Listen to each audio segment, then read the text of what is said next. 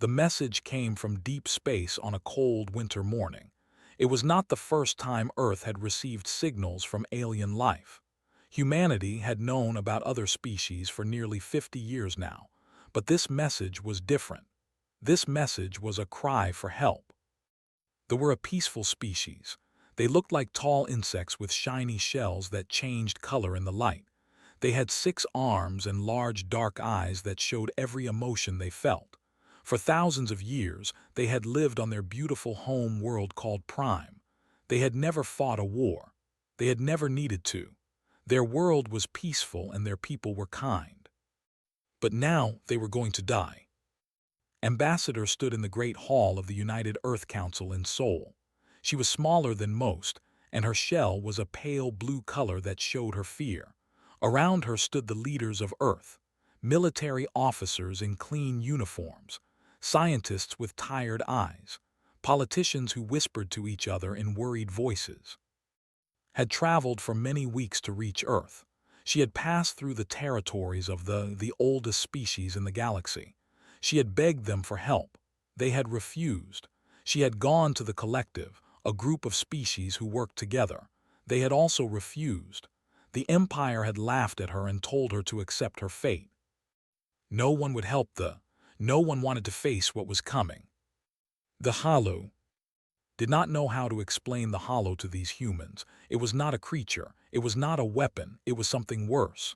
The Hollow was a darkness that moved through space. It ate everything it touched. Stars disappeared into it. Planets vanished. Entire civilizations were swallowed and never seen again.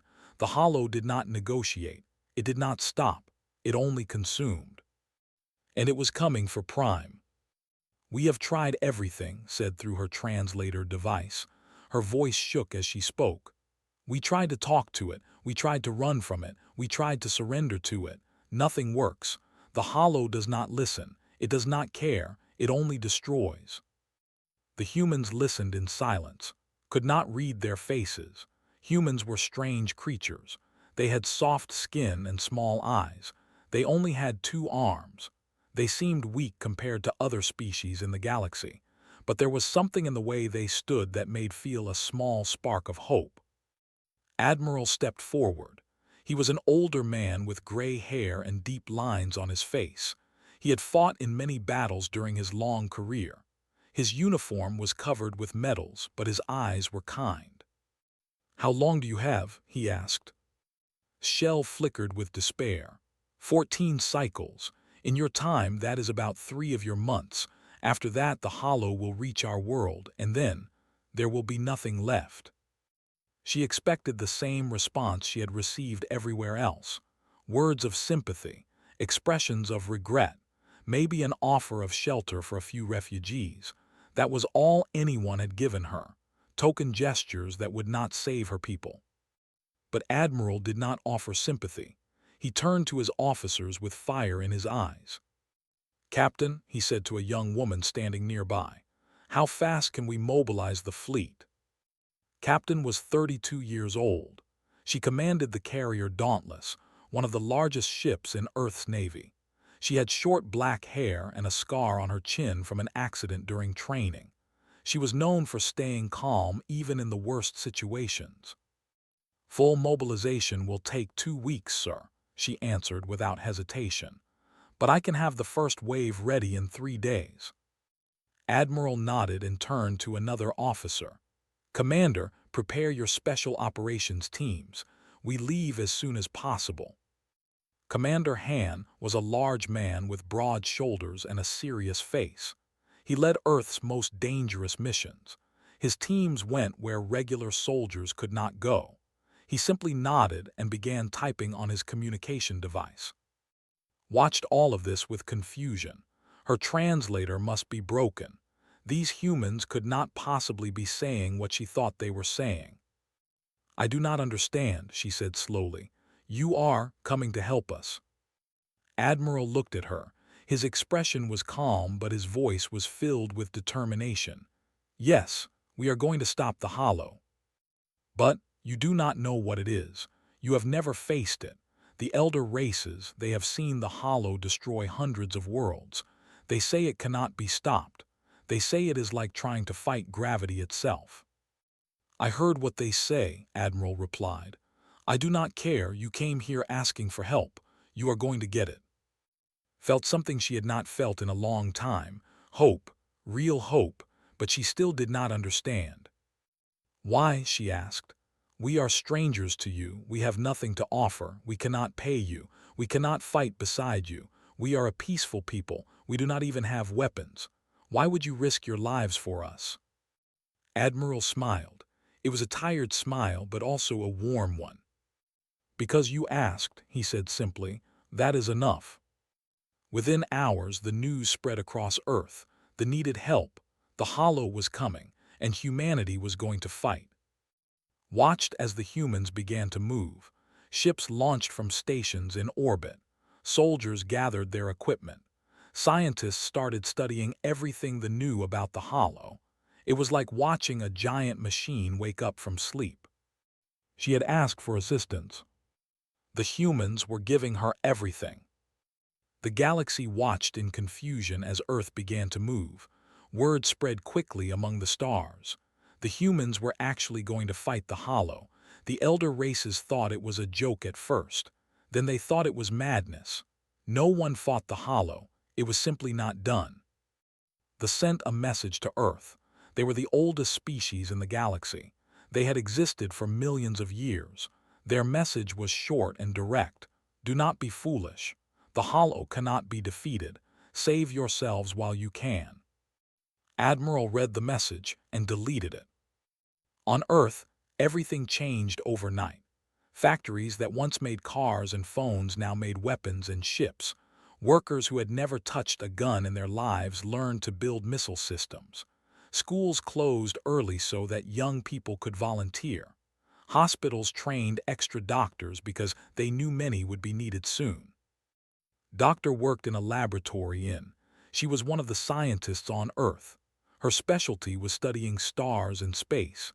She had spent her whole life trying to understand the universe. Now she had a new mission. She had to understand the Hollow.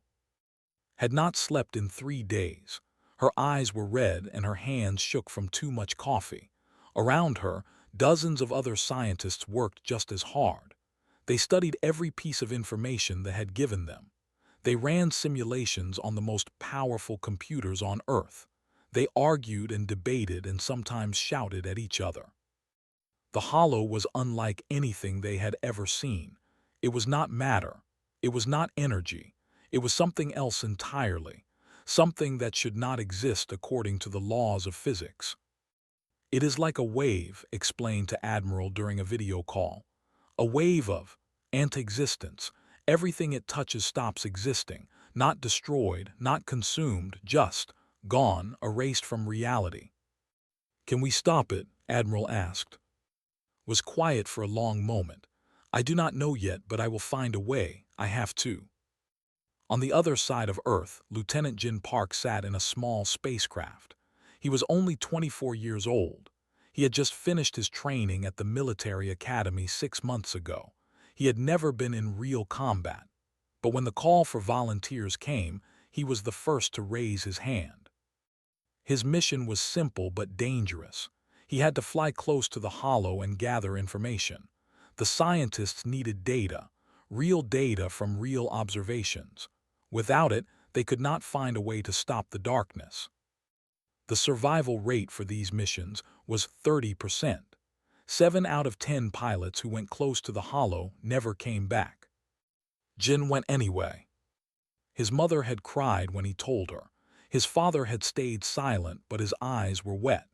His younger sister had hugged him so tight that he could barely breathe. Why do you have to go? His mother had asked. Let someone else do it, please. Jin had held her hands and smiled.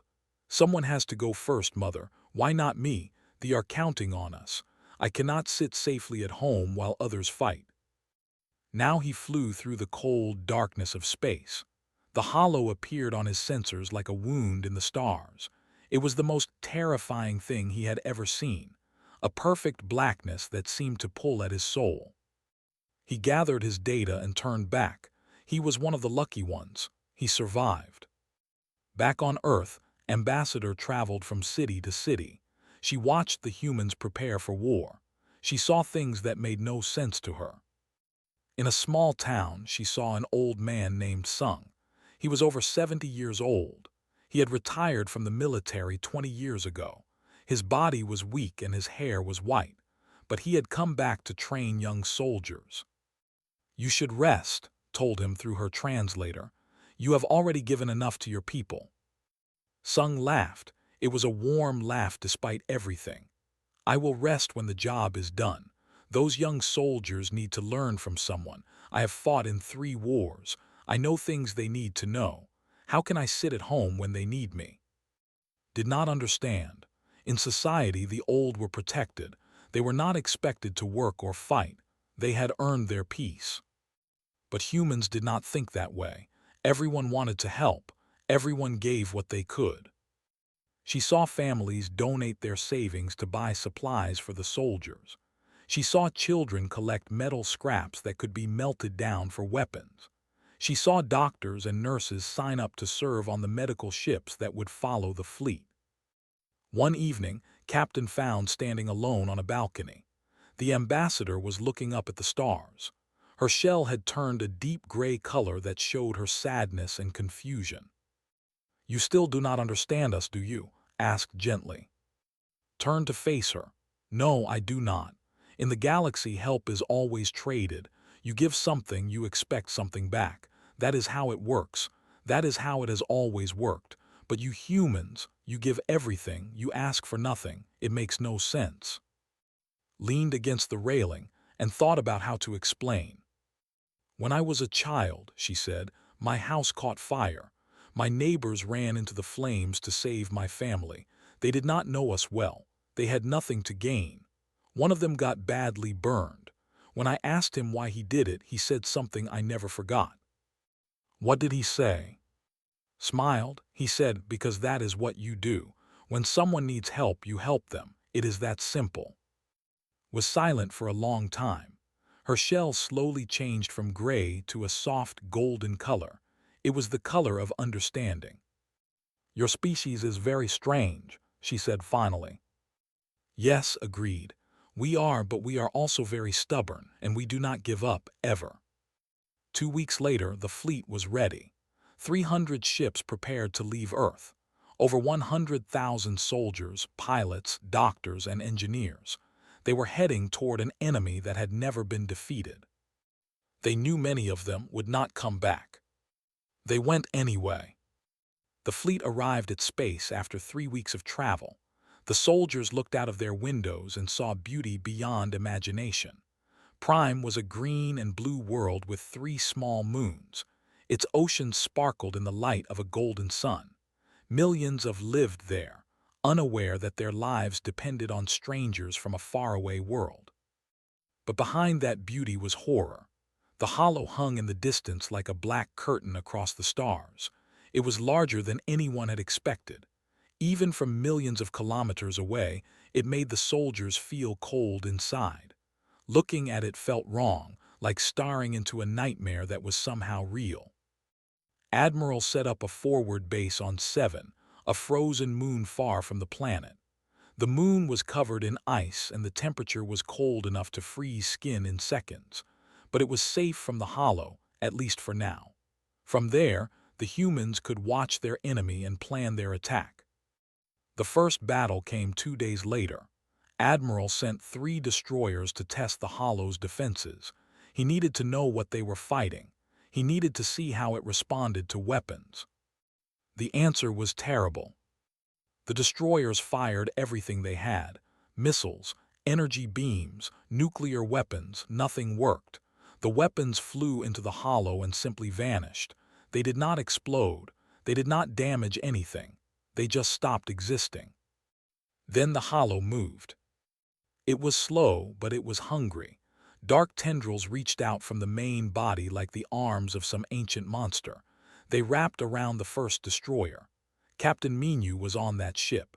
He had 2 young children back on Earth. He managed to send one final message before the darkness took him. "It is pulling us in. We cannot escape. Tell my family I love them."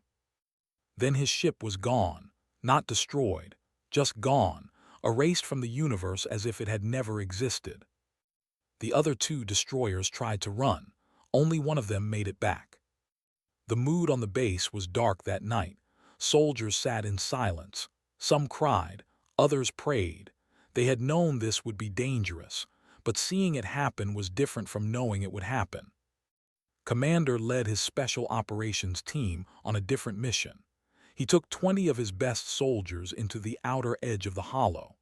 Their job was to plant sensors that would help the scientists understand how the enemy worked. The darkness was worse up close. It played tricks on the mind. Soldiers saw things that were not there. They heard voices calling their names.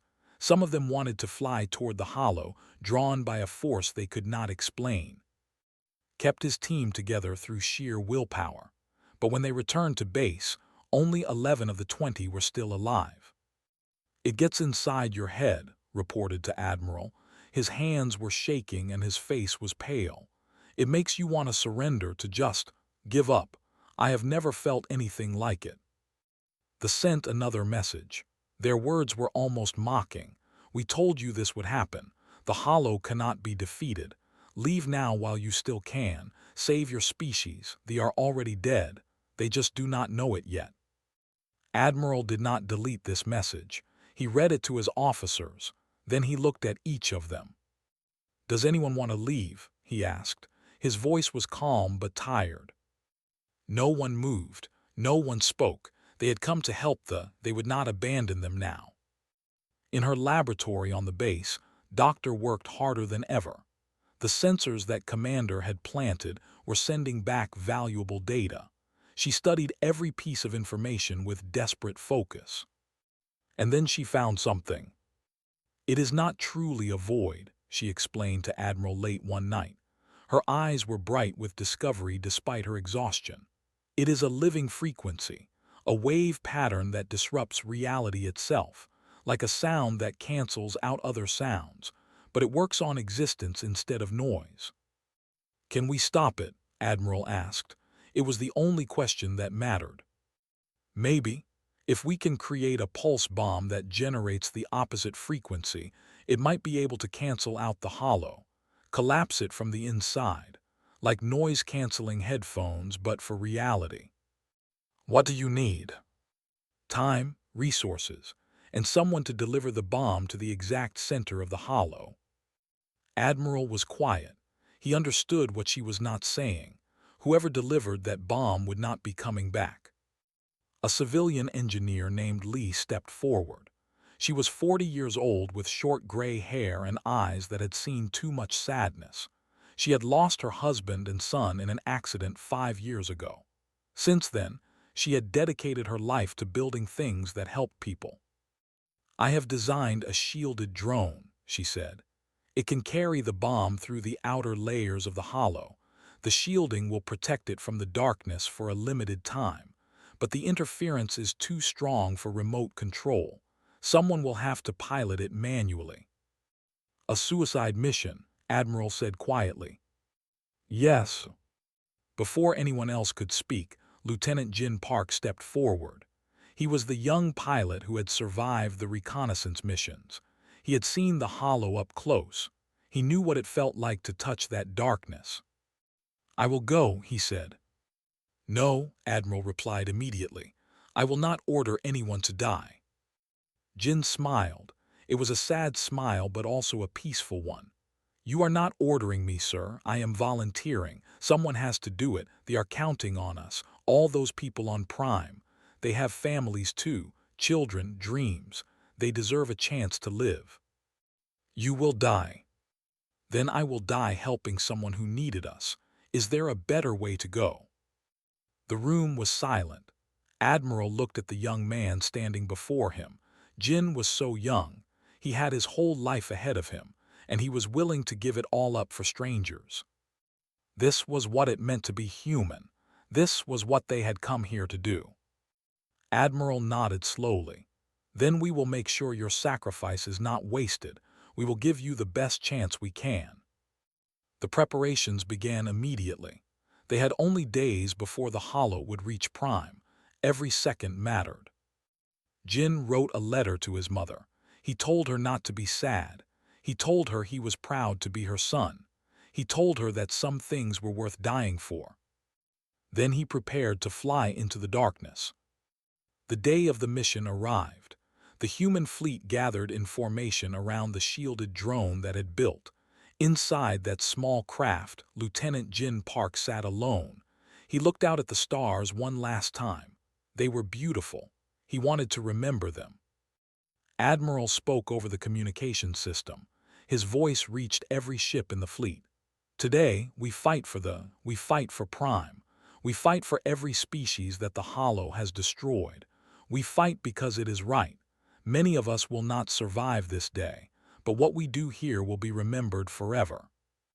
The battle began. Captain led the main attack.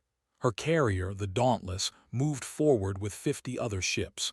They knew their weapons could not hurt the Hollow. That was not their purpose. Their job was to distract it, to keep its attention while Jin made his way to the center. The Hollow responded to the attack. Dark tendrils reached out hungrily. Ships exploded or simply vanished.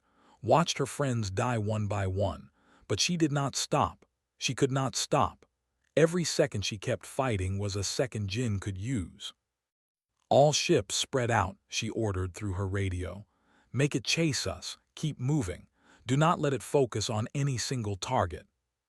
The fleet scattered like fish avoiding a shark. Small fighters flew in crazy patterns. Larger ships fired weapons they knew would not work. It did not matter. They just needed time. Commander led his remaining special operations soldiers on a different mission. They flew small ships into the edge of the Hollow. Their job was to plant signal boosters that would help Jin navigate. Without those boosters, he would be flying blind in the darkness. The first booster went up successfully, then the second, but the Hollow seemed to sense what they were doing. The darkness moved faster, more aggressively. A tendril caught one of soldiers. She was gone before she could even scream. Keep going, ordered. His voice was hard, but his heart was breaking. These were his people. He had trained with them for years. She would want us to finish the mission. They planted 5 more boosters. 3 more soldiers died, but the signal path was complete. Inside his drone, Jin watched his instruments. The communication link was holding. The boosters were working. He could see a path through the darkness. I am going in, he said. His voice was calm. He had accepted what was going to happen. Good luck, Lieutenant, Admiral replied. All of humanity is proud of you. Jin flew into the Hollow. The darkness was immediate and complete. His lights stopped working. His sensors went crazy. He could see nothing outside his window except endless black. It was like being swallowed by a giant monster. He could feel the Hollow pressing against his ship, trying to get inside his mind. Voices whispered to him. They told him to give up. They told him he was already dead. They told him that nothing mattered. Existence itself was meaningless. Jin ignored them. He focused on the numbers on his console, the calculations that Doctor had programmed. He counted seconds. He measured distance. He flew by pure mathematics because his eyes were useless here. Back at the battle, the human fleet was being destroyed. 40 ships were gone, then 50. The Hollow seemed to grow angrier and hungrier with each passing minute. But something unexpected happened. The ships joined the fight. They were small vessels, old and outdated. They had no weapons. They had never fought a war in their entire history, but they flew toward the Hollow anyway. Ambassador led them. We cannot let the humans die alone for us, she said to her people. We must help, even if we can only buy them seconds, even if we die trying. This is our fight too. The ships became decoys.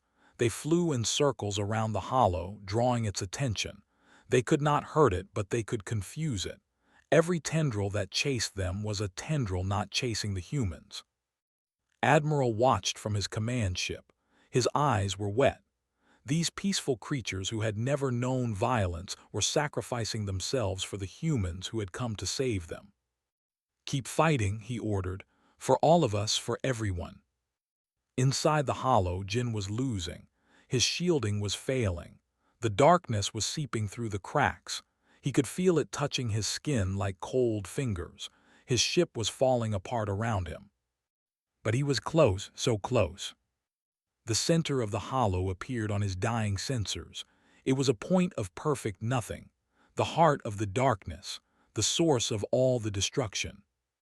Jin's hands were shaking. His vision was fading. The voices in his head were screaming now, begging him to stop, but he kept flying. He kept moving forward. He thought about his mother, her warm smile when he came home from school, the food she always made for him even when she was tired.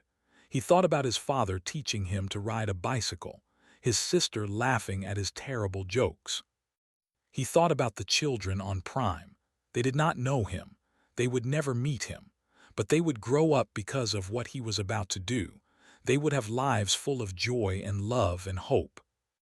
That was enough. That was worth everything. "Tell my mother I kept my promise," Jin said into his radio. His voice was barely a whisper. "Tell her I did something good." He reached the center. He pressed the button. The pulse bomb exploded. Outside, the hollow screamed. It was not a sound that anyone could hear.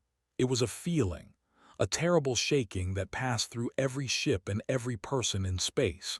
The darkness twisted and writhed like a wounded animal. Then it began to collapse. The tendrils pulled back. The blackness shrank. The wound in space started to heal. Light returned to where there had been only void. The hollow was dying. Captain watched from her damaged ship. Tears ran down her face. She did not know if they were tears of joy or sadness, probably both. "He did it," she whispered. "That crazy kid actually did it." The darkness continued to shrink. Within an hour it was gone completely. The stars returned. Space looked normal again. Prime was safe. But Lieutenant Jin Park was gone. His ship had been erased along with the hollow. There was no body to recover, no wreckage to find. He had simply ceased to exist, taking the darkness with him. The fleet gathered in silence. Every ship turned its lights toward the spot where Jin had vanished, a moment of respect for a hero who had given everything. Admiral stood on his bridge, looking out at the empty space. He had sent many soldiers to their deaths over his long career. It never got easier. It never should. "Rest now, Lieutenant," he said quietly. "You earned it." On Prime, they looked up at their sky. The darkness that had threatened to destroy them was gone. Their world was saved. Their children would live.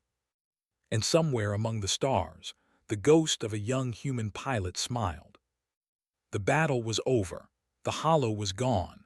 But the cost of victory was written in blood and tears. 47 human ships had been destroyed. Over 12,000 lives had been lost. Soldiers who would never go home. Pilots who would never see their families again. Doctors and engineers and mechanics who had given everything for a species they had never met. The survivors gathered on 7 to count their losses. The base that had once been full of noise and activity was now quiet. People moved slowly, carrying the weight of grief on their shoulders. Captain walked through the empty halls of the Dauntless. Her ship had survived, but barely. Half her crew was dead. She knew every one of their names. She knew their families. She knew their dreams. She found a quiet corner and cried. Commander stood at the edge of the base, looking out at the stars. He had lost 15 soldiers in the final mission, 15 of the best people he had ever known. He did not cry. He had forgotten how, but the pain was there, deep inside, where it would stay forever. Doctor sat in her laboratory, surrounded by the equipment that had helped defeat the hollow. She should have felt proud. Her discovery had saved a world. But all she could think about was Jin, the young pilot who had taken her bomb into the darkness. She had built the weapon. He had delivered it. Now he was gone because of her. On Prime, they celebrated. Their world was safe. Their children would grow up under their own sun. They danced and sang in ways they had not done for generations. The shadow that had hung over them was finally lifted. But Ambassador did not celebrate. She traveled to the human base on 7. She needed to see them. She needed to understand. The humans she found were not celebrating either. They were mourning. Some sat alone staring at walls. Others held each other and cried. A few worked in silence, repairing ships they would soon take home. Found Admiral standing before a wall that had been set up in the center of the base. On that wall were names. Thousands of names. Every human who had died fighting the Hollow. Jin Park's name was at the top. "These are your fallen," said quietly. Admiral nodded. "Yes, these are the ones who did not come back. There are so many." There are, and every one of them mattered. Every one of them had a life, a family, dreams for the future. They gave all of that up for your people. Shell changed to the color of deep sorrow, a dark purple that showed pain and gratitude mixed together. "We can never repay you. We can never thank you enough. What you have done. No species has ever done such a thing for another." Admiral turned to look at her. His old eyes were tired but gentle. "We did not do it for payment. We did not do it for thanks. We did it because it was right. Your people needed help. We had the ability to help. The choice was simple." It was not simple. Others chose differently. They all had the ability to help. They all chose to walk away. "Then they are not like us." Was silent for a long moment. She looked at the names on the wall. So many names. So many lives given for strangers. "What happens now?" she asked. "Now we go home, we bury our dead, we heal our wounds, and we remember." "Remember what?"